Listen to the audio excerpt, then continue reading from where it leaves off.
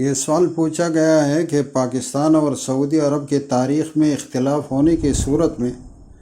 عرفے کے دن کا روزہ کس ملک کے تاریخ کے حساب سے رکھا جائے۔ پاکستان میں جو لوگ رہتے ہیں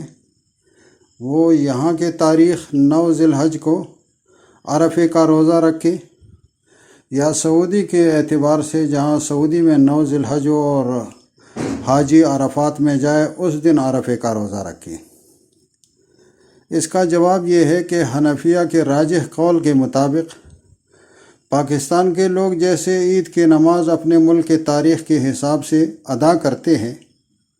تو اس طرح عرفے کے دن کا روزہ وہ بھی اپنے ملک کے تاریخ کے حساب سے جو پاکستان میں 9 ذی الحج ہو اس حساب سے روزہ رکھیں، اور اسی طرح تکبیرات تشریق بھی اپنے ملک کے تاریخ کے حساب سے پڑھنے شروع کر دیں۔